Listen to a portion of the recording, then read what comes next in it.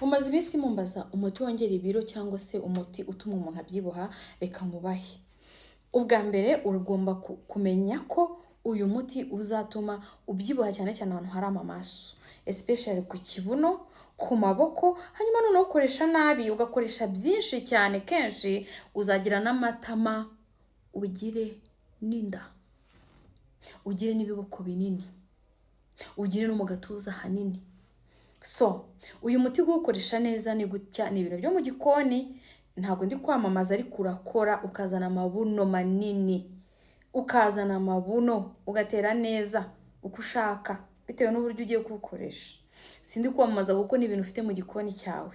Hanyuma rero nubona utangiye kubyibuha, jya uhagarike frequency, inshuro wawufataga. Niba wafataga 5 mu cyumweru, ugire 1 cyangwa 2, ugenda ubigabanya. Umuti nta wundi, ufata peanut butter nyine murayizi, sibyo? Ugafata amata y'inshyushyu, hanyuma ugafata n'imineke.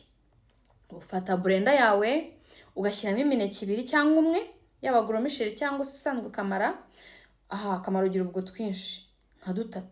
Warangiza ugafata peanut butter ibiyiko 2, warangiza ugafata n'amata nk'igikombe cy'amata, ugasukamo, ugasya, ukanywa mu gitondo, ukanywa nijoro. My dear, numara kubinywa ukamara nk'iminsi 7 ubinywa, uzabanza ujye ubwira abantu ati mundebere inyuma, bakurebere, mundebere ahangaha, mundebere ku mataye, mundebere ku matuza, mundebere ku kuboko. Nubona abantu batangiye kukubwira ngo wabyibushye, please uzagabanye frequency wabifatagaho, ubugabanye inshuro bifataga, kugira ngo utazabyibuha ukabyimbagana ukaba kinini, kuko bishobora gutuma kunanuka bikugora. Kongera kunanuka ubikoresha nyine gake mu bwenge, kandi ukabikoresha igihe ushaka ingano runaka y'ibiro ushaka kongera. Unipima n'ibiro idahera urabibona, ariko kubyibuha ko nutabyibuha uzaze ubimbaze, nkurahiye imbere y'Imana, uzaze ubimbaze nutabyibuha.